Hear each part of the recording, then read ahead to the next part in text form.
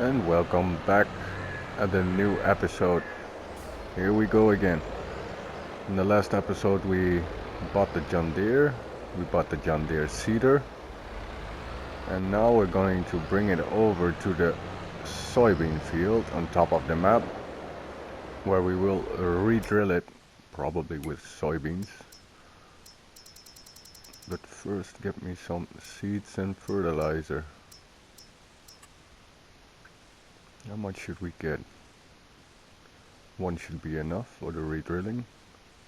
Yeah, but we might need some for the olives. Yes, take 2 more. And the open air garden. Yes. Do we have enough now? I think we could do with 1 more.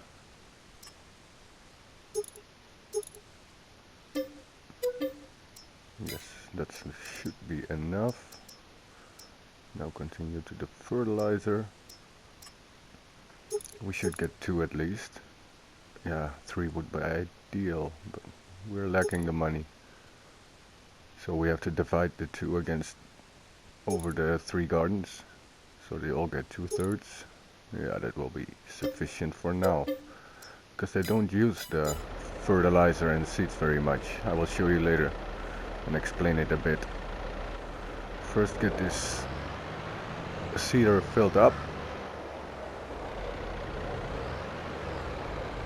I connected the trailer behind it so we can use it to transport everything back to the yard. Now fill the other one. I will put the rest on top of the trailer too. We have the liftable big bag mod installed, so that's pretty handy for this kind of situations.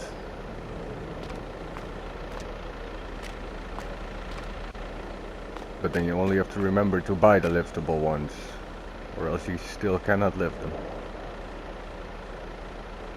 Okay, get back in the tractor, restrap this. Click, click. Close up. Yes, restrap. Now close up the seeder. And there we go. No, not open. And let's take off. But actually, we have to go to the field on the other side of the map. I might park this trailer here around the corner and pick that up on our way back. I think that would be handy for us right now. Or else we keep driving. So we will head to the soybean field and re-drill it. This is a direct seeder. It means we don't have to cultivate up front or plow it.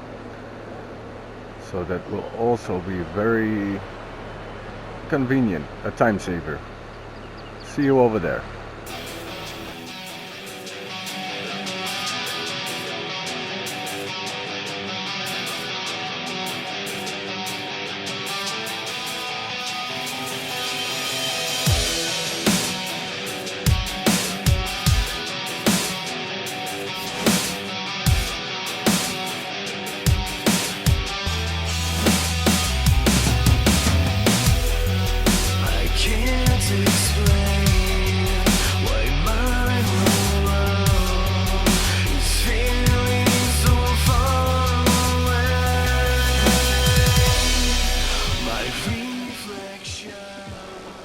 Here we are at the field.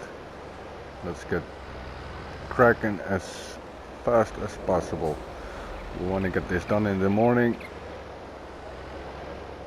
so we have some time left today to do some other things. For example, selling our silage if it's ready and fermented. But yesterday it was fermented already to 80%, I guess. 70. So we have to see. Let's put this to soybeans. Yes, no, that's not. That's canola. That's soybeans. Lower the seeder and we take off. For this seeder we don't have to turn it on. It all works mechanically through the wheels, I think.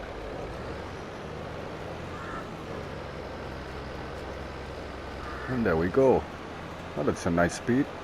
18 kilometers. This should not take too long. Probably I'll jump cut you, but we'll see. And on this side of the field there seems to be some sort of invisible wall. It's the end of the map. If you get too close you will hit it, like hitting a brick wall. And the funny thing is, the road on the left goes all the way down, and you saw that car just passing. Then they fly through the air, turn around, and then get back on the road. Looks like a Harry Potter movie. Maybe I will catch it on camera later. Okay, I will see you after this is done. Hold on for a sec.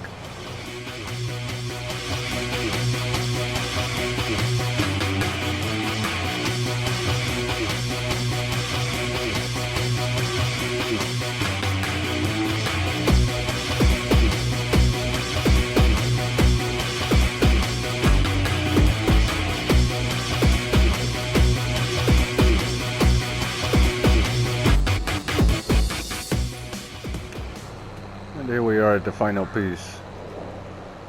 The seed consumption and fertilizer consumption is nice and low, especially the fertilizer, since soybeans don't need much nitrogen. And at this point we don't have sensors on the tractors. We have precision farming installed, but we don't have any sensors.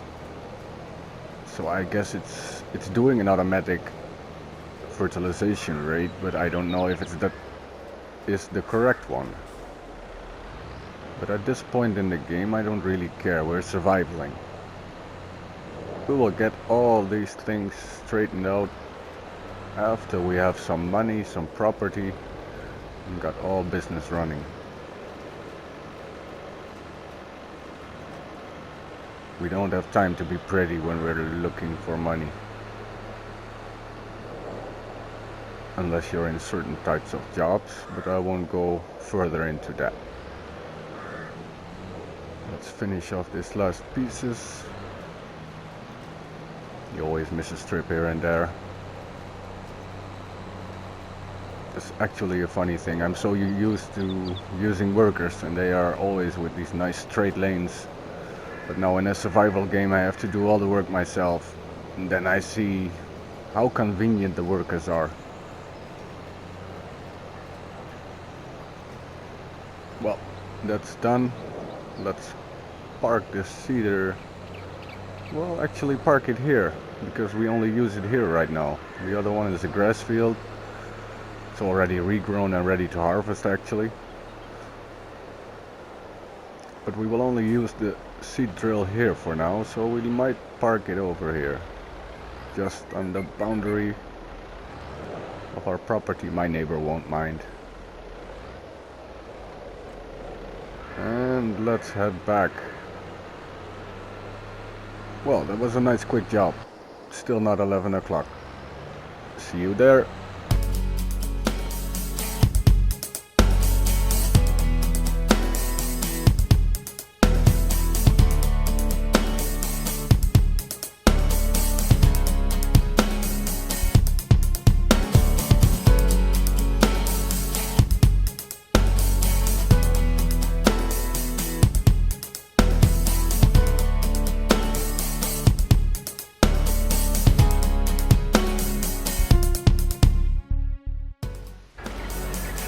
Let's not forget our seeds and fertilizer.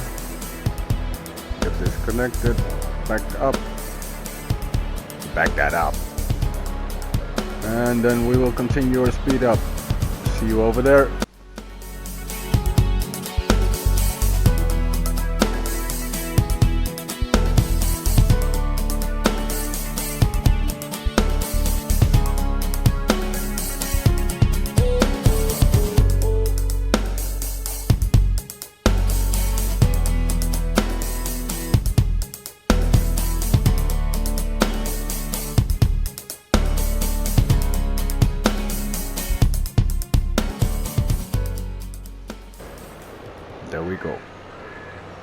I also would like to buy some new land pretty soon. Maybe with the silage we can buy some, because I saw some farmsteads without land that will cost you around 25-30,000. So that might be an option. Then at least we have some sheds and a farmhouse, and this can be our production field.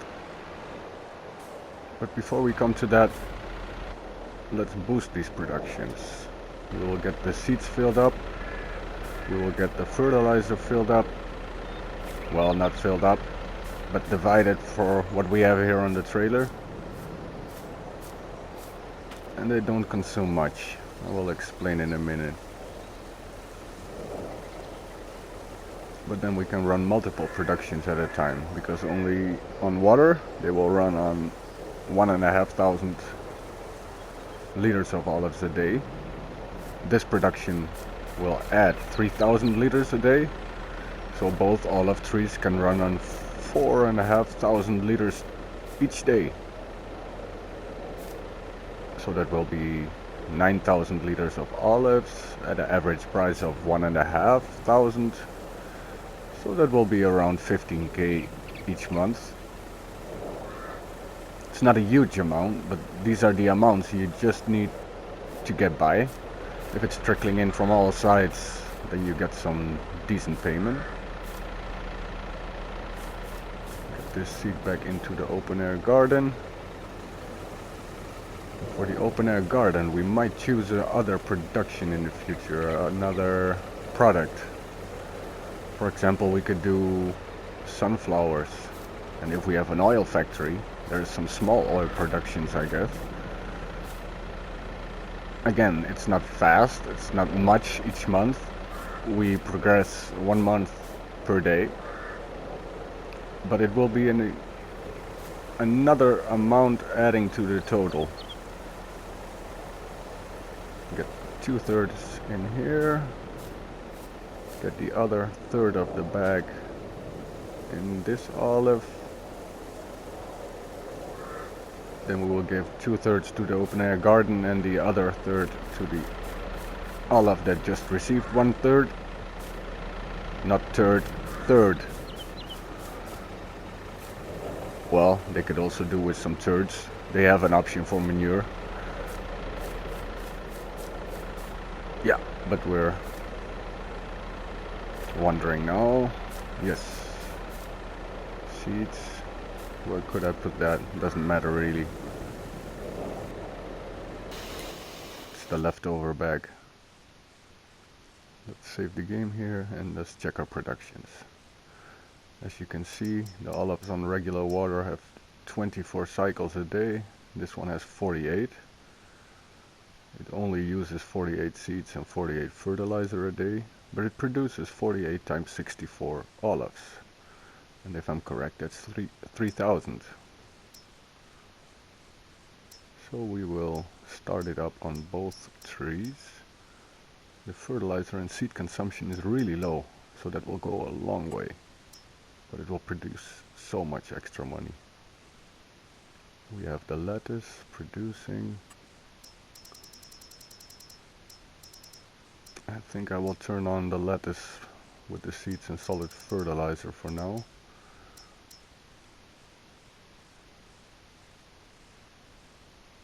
This has 768 cycles a day, and this one 24. 7. So this produces 768 a day, and this one produces 24 times 64, so that's 1,500 a day. So combined we will get 2 pallets of lettuce a day from this production. That's also 7,000. As I just explained, let's see about the fermentation, 80%. I think today we will reach full fermentation. And as you can see, the grass is already ready to cut again. Amazing. But I don't like to spoil it, so next month we will probably mow it again. Because I don't like the first stage when it's ready to harvest. It's always small. You have a second stage. We should clear up here. I want to put a house here. A proper house, not the tent. Some fully grown trees. Yes, we will do that too. Let's get my chainsaw. This is not very interesting to watch, but still it's watchable, so I will speed it up. And then you can see how we progress on this corner of the field. See you later.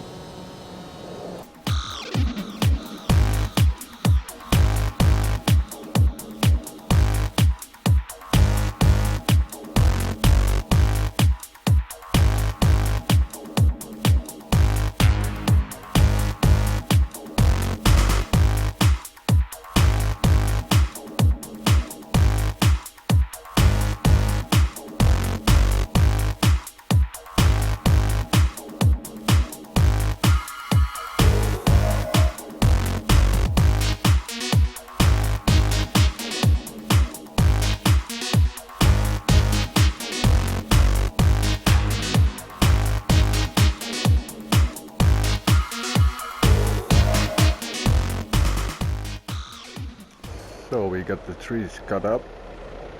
I brought the wood trailer over here. This will be our first load of wood on long beams, I guess.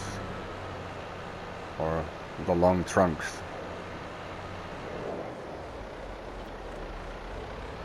Yes, put that over there. Now we have to do the trick with the pallet forks. Because trees are not usually picked up with the pallet forks. But I don't have 3,000 euros left right now to get the log fork. Let's get this straightened, because I want the bigger pieces of the tree on the right side, where the headboard is of the trailer. Let's cut it over here. And right now I don't have the back weight on the John Deere. But as soon as we need it with the bigger trunks, we will put it on. Let's get these tines low as possible without lifting my front wheels. Flat. Usually this works. Maybe I have to try a few times again. We were too low now with the tines. Get up and go down. But usually you can pop them up like this and then they fall back. That was not part of the plan. I will fix this. I will show you later. One moment, please. This is the second log already. I had to get used to the technique again. No, don't fall off, please. Please stay on. No. Okay, this will fall off and I have to do it again. There we go. Bye, log. I will put it on the ground and get this lifted in. The rest of the wood processing I will speed up. So I guess I see you in around half a minute.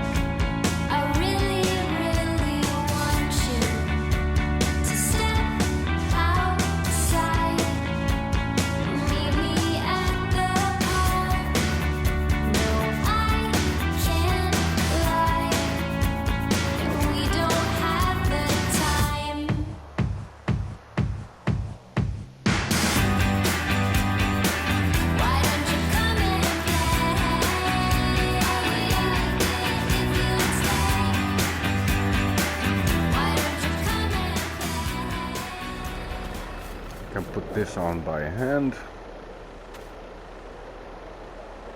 I tried to keep it a little bit neat. I put them over the headboard of the trailer because or else the weight is shifted so much to the back it will lift up the back wheels of the tractor. We don't want that. Okay, maybe one more log, because the sawmill isn't around the corner, and if we're going we won't be fully stocked.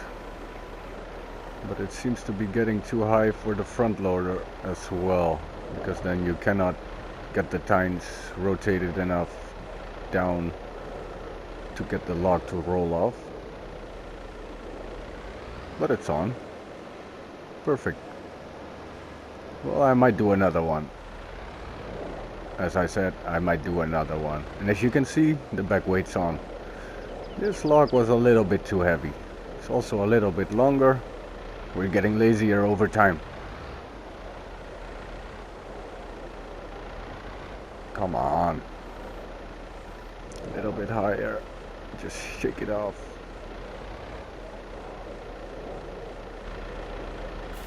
Maybe I should strap it on the front to keep it in place.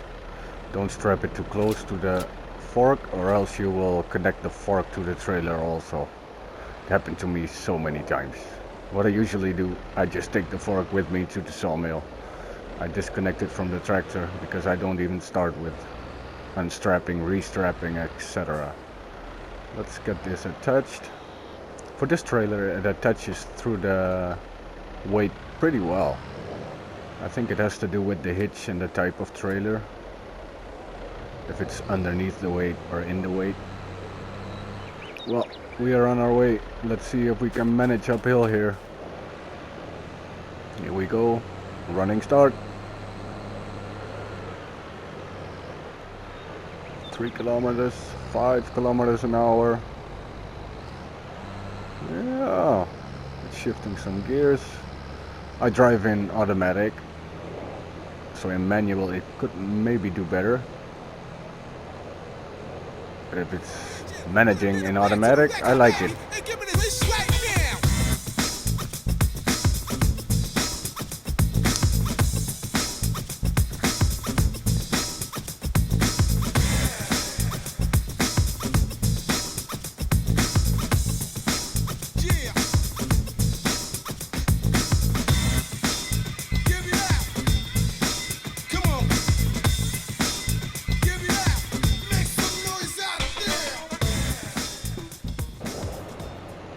We're at the sawmill.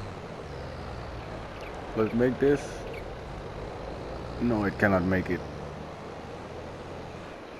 Maybe I should try this side road.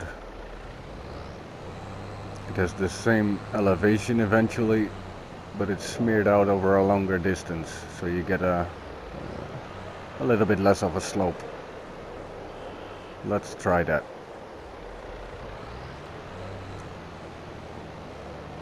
Go around.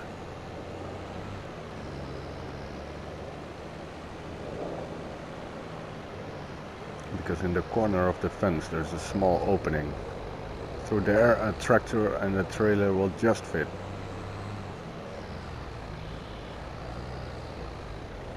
Two kilometers an hour. Come on, you can do it. My dear John Deere. Come on. Actually, it's only 20 horsepower more than the Case Farmall, but that makes just the difference to get up here, because the Case couldn't manage, not even with 2 trees.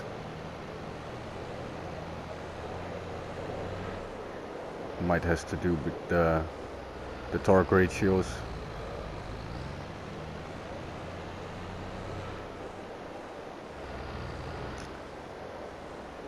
I'm excited to see how much we get from this load, because normally we go over here and we receive 2,500. I think this should be at least 8. Oh, sorry, parked my wheel on the bench. Wow, that was 10k. Nice. We will conclude the episode here. In the next episode we will sell the silage, and probably we will arrange a farmhouse in the corner too. Well, see you next time. Thank you for watching.